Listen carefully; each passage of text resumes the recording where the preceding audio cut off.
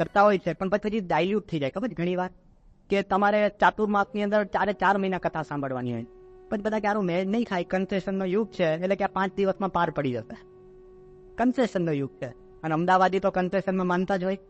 હા, ડબલ ફાયદો થતો હોય કોઈ આમ છોડે નહીં. કેટલા બધા ખુશ થઈ જાય. નહીં કોઈ કહે ને કે એક બૂટ તમે ખરીદો ને 2 મફત બીજો ફ્રી, તો ન લેવા દેવાને બૂટની થેલીઓ લઈને લોકો કંટાળા જોયા હતા આપણે. કેટલા પહેરવાનો છો, પણ માણસને મફત જોઈતું હોય. આ બાજુ આ માણસને એવી જ વખતે વાત થઈ છે કે તમે 1000 ગાયો આપી દો ને એટલે વિશ્વજીત યજ્ઞ પૂરો. શરૂઆતમાં એવું હતું કે કોઈક આપના જેવો ગ્રહસ્થ હોય ને અને એને સાધુ બનવું હોય ને ત્યારે વિશ્વજીત યજ્ઞ કરે કે બધું જ આપી દે અને પછી સાધુ થાય. કાં પછી રાજા બધું આપી દે વિશ્વજીત યજ્ઞ. પણ ઋષિ પુની પાસે આમે કાંઈ હોય નહીં, ખાખી બંગાળી, બીજું તો શું હોય. તો એ વખતે આ ઋષિ મુનિને એવું હતું કે 1000 ગાયો આપે દાનમાં ત્યારે એનો વિશ્વજીત યજ્ઞ પૂરો. અને તે વખતે નચિકેતા પોતે પોતાના પિતાશ્રીના દર્શન કરે છે, અને તે વખતે એના પિતાશ્રી વાજસ્રવ ઋષિ એવો લોભ જાગ્યો હોય છે ને, મરેલી ખખડેલી દુષ્કાળમાં જે બધી ગાયો હોય ને એ ગાયો દાનમાં આપે છે. અને તે વખતે નચિકેતાના પિતાને કહે છે કે પિતા, હા આ ગાયો, એ તું બાજુ પર રહે. ગાયો આપતા જ જાય છે. 500 ગાયો, 600 ગાયો, 100, 800 ગાયો, 900 ગાયો, 1000 ગાય પૂરી કરવામાં આવે છે ને. નચિકેતા વારંવાર એના પિતાને કહે છે કે પપ્પા આ ગાયો અપાય દાનમાં. તે વખતે નચિકેતા જે વર્ણન કરે છે સાંભળજો, આ જે ઉપનિષદની મજા છે, કઠોપનિષદ છે. ઓમ પીતોદકા જગદતૃણા દુગ્ધદોહા નિરિન્દ્રિયા અનંદા નામ તે લોકા તાં સગચ્છતિ તા દદત. શું કે છે? એ કહે છે કે પીતોદકા, કે એકવાર પાણી પી લીધું પછી ભવિષ્યમાં જિંદગીમાં પાણી નહીં પીવે એવી ગાયો છે. એક જ શબ્દ એની જો પોએટ્રી તો જુઓ. જગદતૃણા, કે એકવાર ઘાસ ખાઈ લીધું પછી જિંદગીમાં ઘાસ ખાવાની સમર્થ નહીં થઈ એવી ગાયો છે જગદતૃણા. દુગ્ધ દોહા, કે એકવાર જેનું દૂધ દોઈ લીધું પછી જિંદગીમાં કોઈ દિવસ દૂધ દોઈ નહીં શકાય એવી ગાયો છે. પછી આગળ વાત છે નિરિન્દ્રિયા, જેની પાસે ઇન્દ્રિયો છે પણ ઇન્દ્રિયો નથી, એવી ગાયો મારા પિતાશ્રી દાનમાં આપે છે કે ન ચાલે. જોવા નથી કહેતા 13-14 વર્ષનો બાળક છે, પિતાની નિંદા નથી કરતો. એ વારે વારે એના પિતાને કહે છે કે પિતા આ ગાયો તમે દાનમાં આપો છો, નહીં ચાલે. કેમ ખબર છે? જો દીકરાનો છે ને પેરેન્ટ ધર્મ છે. અત્યારના જેવો છોકરો નહીં, એના પિતા એક ભૂલ કરે ને તો 50 દિવસ સુધી યાદ રાખે.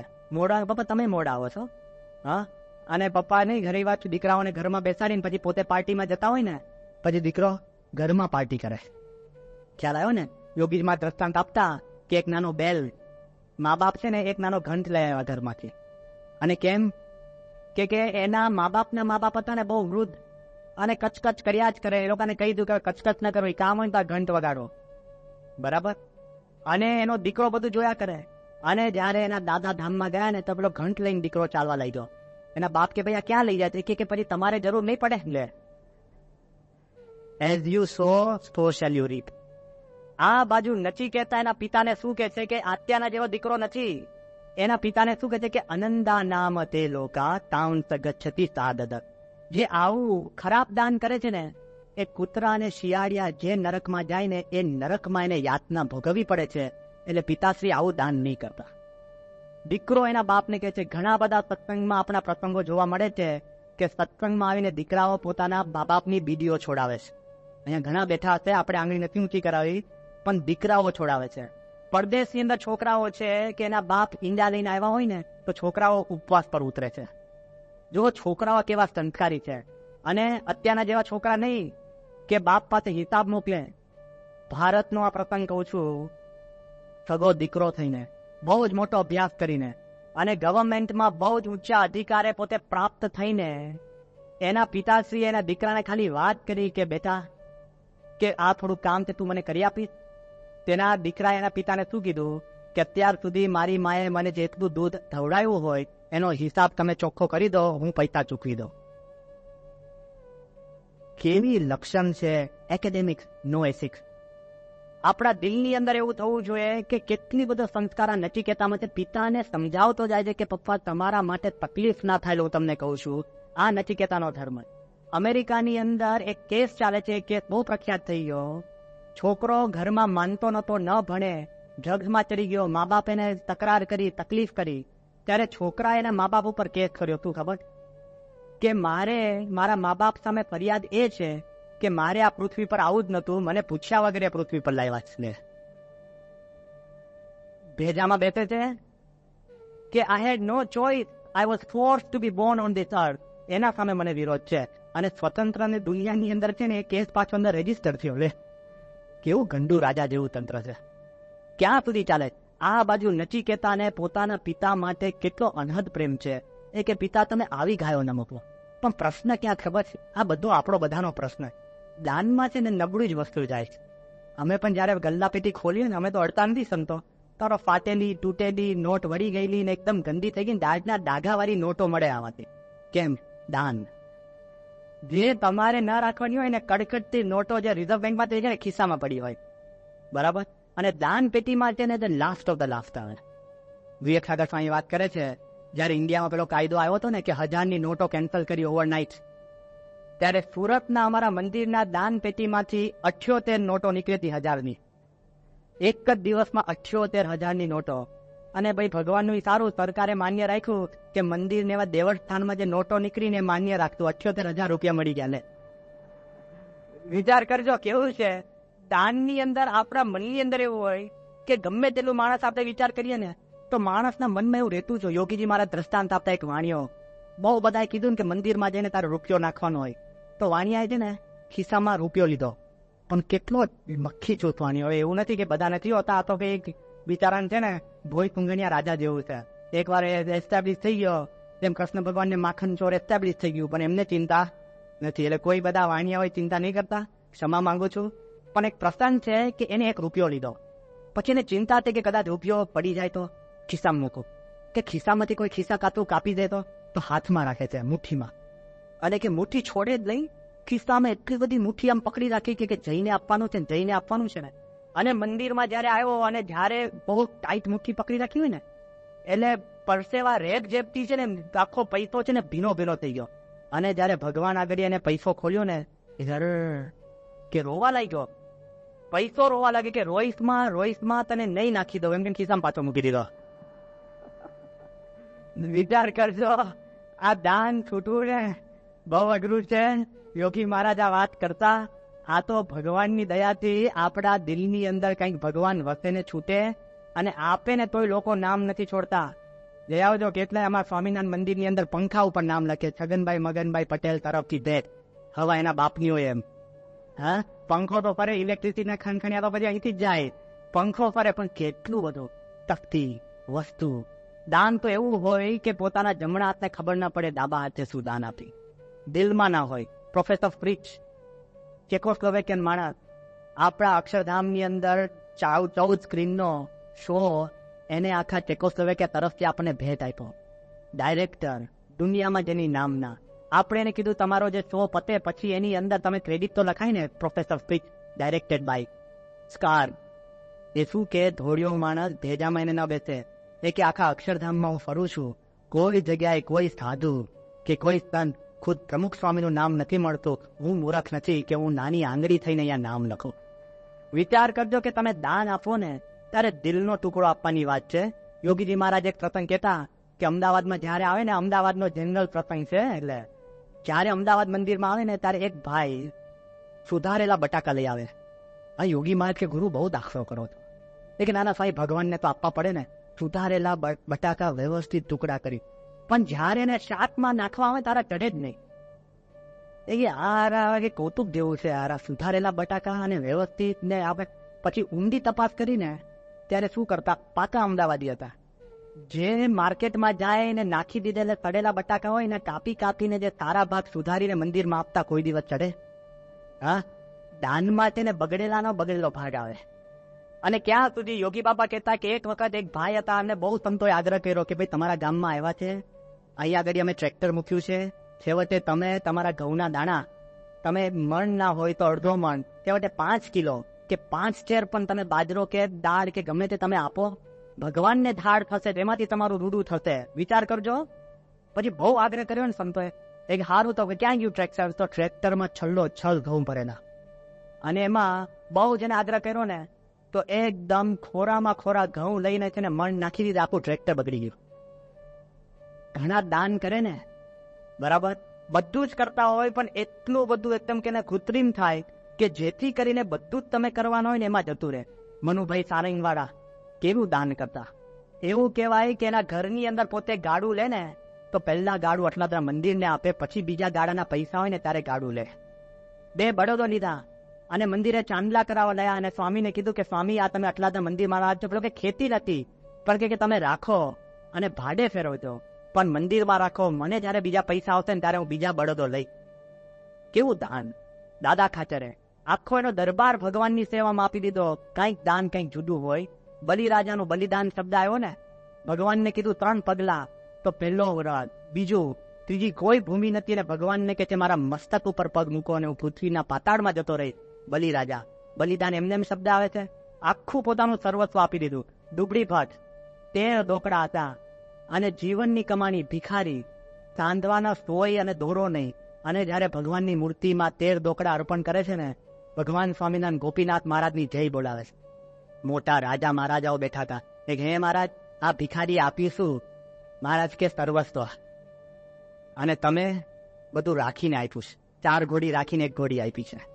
ખ્યાલ આવ્યો?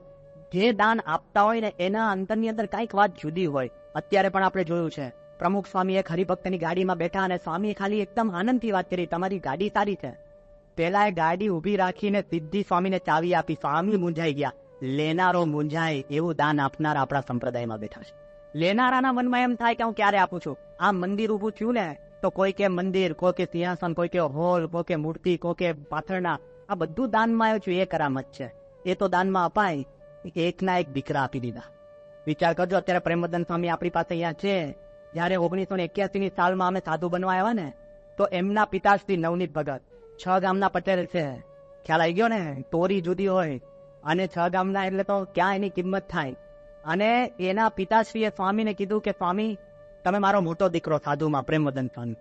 પછી સ્વામી કે અને તો સુખમુનિ સ્વામી કે નાનો દીકરો હોય. અને એનો વચલો દીકરો રડે કે સ્વામી મને લો.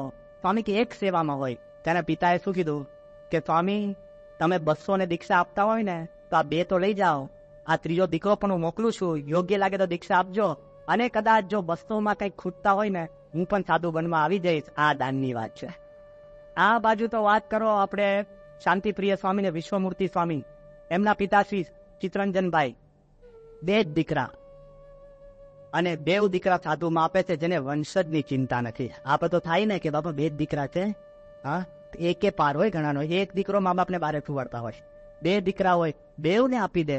સત્પુરુષની દયાથી લોકો જે દાન આપે ને એ જે સર્વસ્વ હોય ને એ આપવાની વાત. કર્ણ અસુર કહેવાય, દુર્યોધનના પક્ષે લડ્યો છે, પણ તે વખતે કર્ણ જયારે મરવાણી એની પર હોય છે ને ત્યારે કૃષ્ણ અર્જુનને કહે છે કે તું ભલે શ્રેષ્ઠ ભક્ત હોય પણ કર્ણ જેવો દાનવીર કોઈ નહીં. અર્જુન કહે કે પણ કર્ણ જેને મેં પતાવી દીધો સામેના પક્ષે, એ કે તું બરાબર પણ કર્ણ જેવો દાનવીર નહીં. અને તે વખતે તે બ્રાહ્મણના સ્વરૂપ લઈને જાય છે. કર્ણને જન્મજાતથી સૂર્યદેવે એને કવચ આપ્યું હતું. એ કવચ છે ને શરીરને ચોટેલું. આપણને તો નાનું વાગ્યું હોય ને, પોપડી થઈ હોય ને તો ફૂંક મારીને ઉખાડ્યામાં. હા, કારણ કે બહુ ચિંતા વધારે રહ્યા કરે આપણને. કર્ણ સોનાનું કવચ જયારે માંગે છે ને તો આમ લોહી લુવાણ હોય છે ને, મરતાની અણી પર આખું કવચ ઉખાડીને આપી દે. પછી ફરી વાર બ્રાહ્મણનો વેશ લઈ જાય કે તને કઈ મરે છે, લોહી નીકળે છે, બાણ વાગ્યા છે, કર્ણ પાસે હાથ નથી અને સોનાનું કવચ જતું રહ્યું છે. તો અર્જુન કે બહુ કહેવાય. કૃષ્ણ કે ઉભો રે ઉભો રે. તે વખતે જયારે બ્રાહ્મણ આવે છે અને કર્ણને કે કાંઈક મને આપો. કર્ણ કે મારી પાસે કાંઈ છે નહીં. તો કે કાંઈક તું મને આપ, તારા દાનવીર છે, તારી પાસેથી કોઈ એમને જાય એમ નથી. ત્યારે કર્ણને યાદ આવે છે કે એના મોઢાની અંદર એક સોનાનો દાંત હોય છે. પોતાનું માથું પથ્થર જોડે અથાડીને, એની પાસે હાથ પણ નતા હાથથી આપી શકે અને સોનાનો દાંત કાઢીને પેલા બ્રાહ્મણને આપે છે. અસુર પણ આવું દાન કરી શકે છે. આપણા શાસ્ત્રમાં આવી વાત આપી. જો દાન કરવાની વાત છે ત્યારે બધું જ સંપૂર્ણ આપવાની વાત છે. નચિકેતા પોતાના પિતાને કહે છે કે આવી દુબળી ગાય પ્રભુ આપતા નહીં, જે તમારે આપવું એ આપો. ત્યારે એના બાપ શું કહે છે ખબર?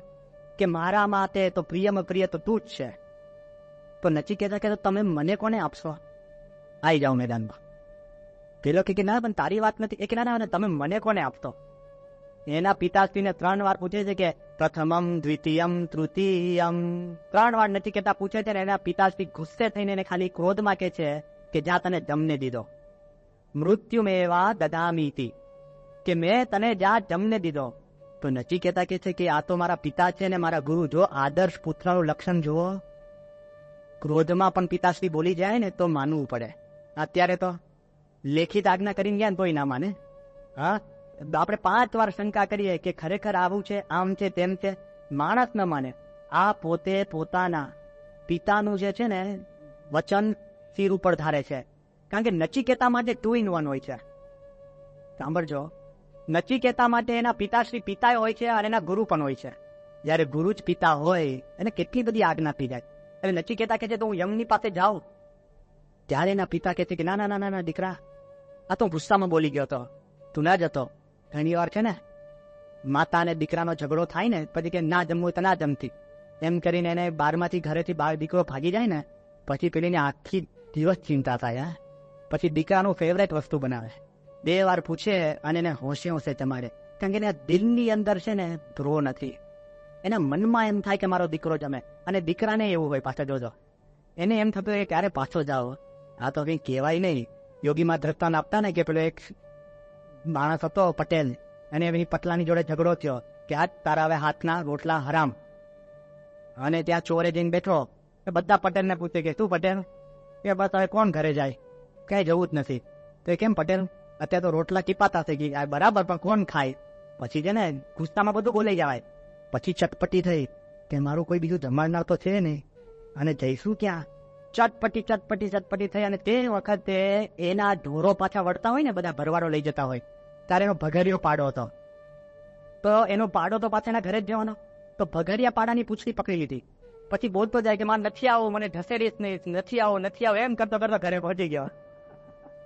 અને ઘરે જઈને શું કે મારે તો ગળું નતું આવું, પણ ભગરિયો પાડો લઈ આવ્યો. સમજાય છે? એમ ક્રોધમાં કામ થઈ જાય, પણ ક્રોધ પછી જયારે ઉતરે ને ત્યારે પસ્તાવો છે. આપણું કેવું તંત્ર હોય ખબર કે ખોટું કામ કરવામાં છે ને આફ્ટર થોટ હોય, અને સારું કામ કરવામાં પ્રી થોટ હોય.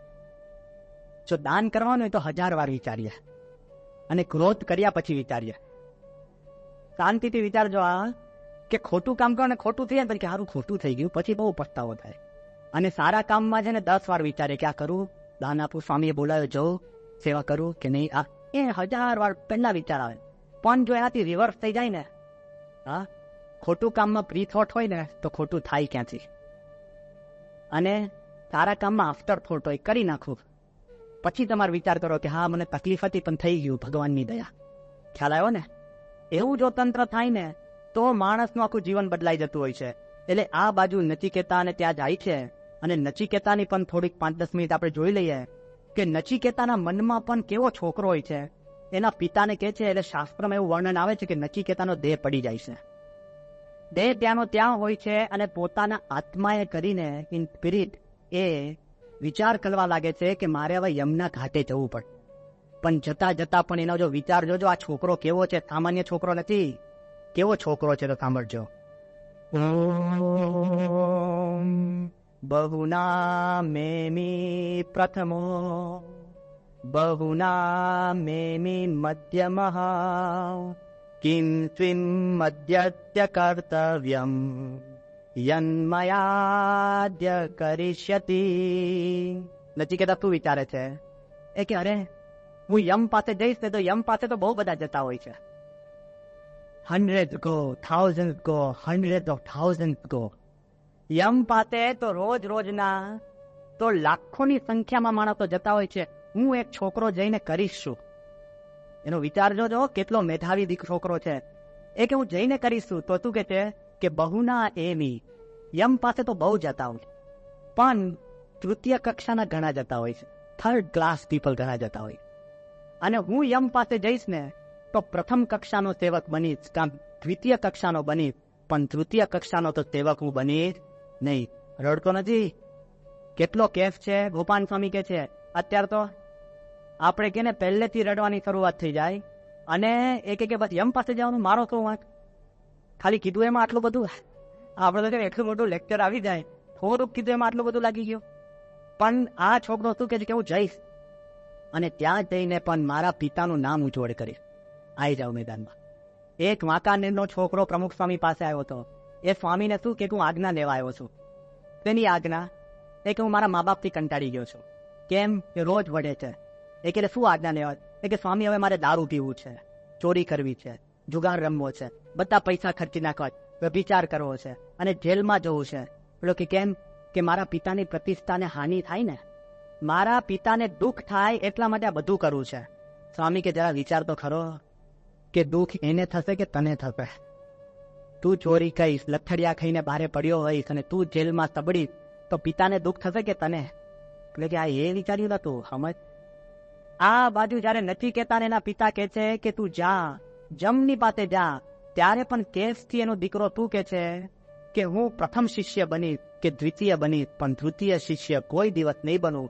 આ નચિકેતાની છે ને ખુમારી છે. ક્યાંથી આવ્યો છે? તમને માર્ટિન લુથર કિંગનું નામ ખબર હશે, જે આફ્રિકન કાળિયાઓનો નેતા થઈ ગયો અને એ જે પ્રવચન કરે ને, લાખ 2 લાખ કાળિયાઓ બધા ચારે બાજુથી આવીને એને સાંભળે. એને એક વાત કરી હતી, એ વાત એ લાગુ પડે છે. મૃત્યુમાં પણ છે ને કેફથી જવું. આમ નથી કહેતા તું ખબર, ગભરાતા નહીં જતા. ઓહો મરી જઈશ, પાપા મરી ગયો, બચાવો બચાવો, એમ નહીં. Go with dignity, even die with dignity. હિન્દુ ધર્મ એકની અંદર જ વાત એવી આવે છે કે મૃત્યુને પણ છે ને આપણે સંસ્કાર માન્યો છે. બધી જ ધર્મની અંદર ફ્યુનરલ રાઇટ્સ છે ને એ કુસંસ્કાર માને. આપણે એક જ, જે આપણે 16 સંસ્કારમાં અંતિમ સંસ્કાર કોને કહે છે? મૃત્યુ. સી ધ ગ્લોરી, ક્યાં આપણો ધર્મ બેઠો છે. આ બાજુ માર્ટિન લુથર કિંગ શું કે છે? પેલા અંગ્રેજીમાં કહું છું, પછીનું ભાષાંતર કરી. એ શું કે છે કે if you are a street sweep, તમને રસ્તો આપણે કહે ને વાળવાનો, તમને જોબ સોંપવામાં આવે ને, રસ્તો વાળનાર તમે હો. If you are a street sweep and if you are a black man, કે તમે કાળિયા હો અને તને નાનામાં નાનો જોબ મળે કચરો વાળવાનો, શેરીઓ વાળવાનો, તે શું કે છે? Sweep the street like Michael Angelo કાવ ડેવિડ. કે માઇકલ એન્જલોએ ડેવિડને કાવ કર્યો ને, એવી રીતના તમે છે ને સ્ટ્રીટને વાળજો. લાઈક મોઝાર્ટ કમ્પોઝ મ્યુઝિક, મોઝાર્ટે જેવી રીતના મ્યુઝિક કમ્પોઝ કર્યું એવી રીતના તમે રસ્તાને વાળજો. Like બેથોવન compose the symphony. બેથોવને જ્યારે સિમ્ફની બનાવતો હતો, જે ભાવથી, જે પ્રેમથી, જે કેફથી કરતો હતો, એ કેફથી તમે કચરો વાળજો. એન્ડ ટેલ યોર સેલ્ફ, અને તમે જ્યારે તમારી દુનિયાને એવું કહેજો, I am the best street sweeper that has ever been born on this earth. આ દુનિયામાં સારામાં સારો શેરીઓ વાળનારો કોઈ પણ જન્મ્યો હોય તો હું છું. કેફથી વાળજો. એમ નથી કહેતા કે છે હું મરવા જાઉં છું પણ કેફથી મરીશ, ડાય વિથ ડિગ્નિટી. અને કે છું બનીશ તો પ્રથમ કક્ષાનો શિષ્ય કે દ્વિતીય કક્ષાનો શિષ્ય, પણ નિમ્ન કક્ષાનો નહીં. શ્રી અરવિંદો એક દ્રષ્ટાંત આપે છે કે એક નાનો છોકરો રોજ એના મા બાપને કે એક સમય એવો આવશે કે હું દરિયા ઉપર જીત મેળવી, અને રોજ બોલતો બોલતો દરિયા કિનારે જાય અને નાનો છોકરો એના કરતા ઊંચા દરિયાના મોજા આવે. અને પછી એક નાને હોડી બનાવી, હોડી ઉપર બેસીને દરિયા ઉપર જવા માંડ્યો નાનો છોકરો, અને દુનિયાને કહેવા લાગતી કે હું દરિયાની વચમાં જઈને દુનિયાને પોકારીશ કે મેં દરિયા ઉપર જીત મેળવી, મેં દરિયા ઉપર જીત મેળવી. અને એમાં વેલ માછલી જેવા મોટા મોટા મોજા આવે અને આખી એની હોડી ઊંધી પડે છે. અને હોડીની અંદર ઊંધી પડતા પડતા એ જ્યારે ડૂબતો ડૂબતો ડૂબતો ડૂબતો દરિયાની સપાટી ઉપર નીચે આવે છે, ત્યારે છોકરો શું કે ખબર કે હજુ પણ હું દુનિયાને તો કહીશ કે હું દરિયા પર મેં જીત મેળવી. કેમ કે આટલો મોટો દરિયો એક નાના છોકરાને એની છાતી પર ન રાખી શક્યો, અને હું નાનો છોકરો આખા દરિયાને મારી છાતી ઉપર રાખું છું. વિચાર કરજો કે કેટલો કે ડાય વિથ ડિગ્નિટી. આ બાજુ નચિકેતા એના બાપને કહે છે કે પિતા, કે હું જે દેશની પાસે જઉં છું પણ હું ડિગ્નિટીથી જઉં છું, અને ત્યાં આગળ પણ હું આદર્શ સેવક ત્યાં બની.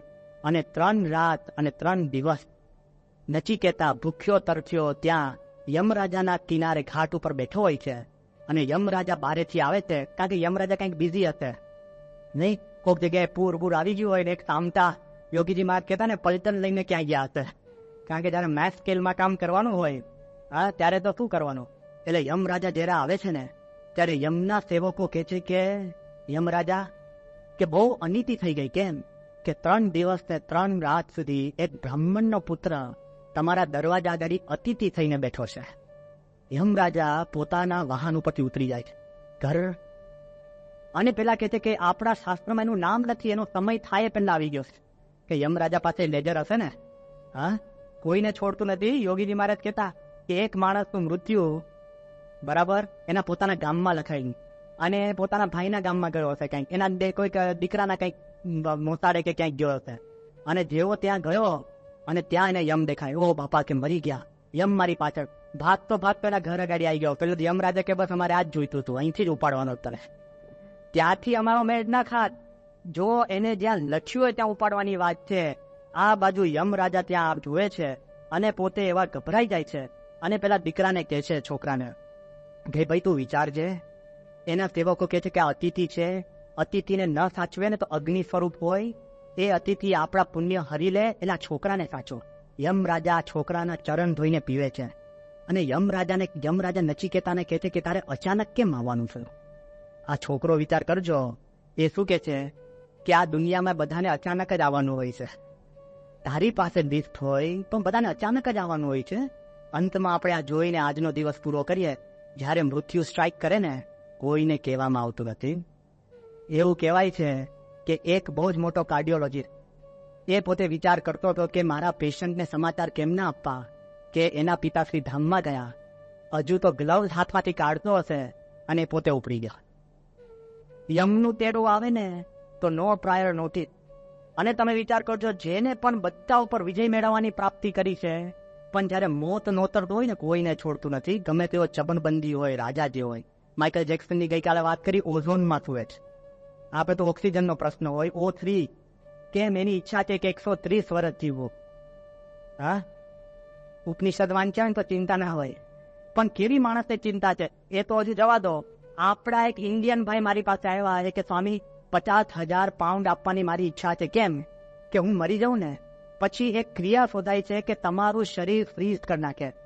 શેઠજી, આખું શરીર ફ્રીઝ કરી નાખે અને કદાચ 500 વર્ષ પછી એવી ઈલાજ શોધાય કે મરેલા મૃત માણસને જીવન પાછો કરવાનો થાય તો મને પાછો જીવિત કરે. એટલા માટે 50,000 રૂપિયા મેં આપ્યા છે, પાઉન્ડ.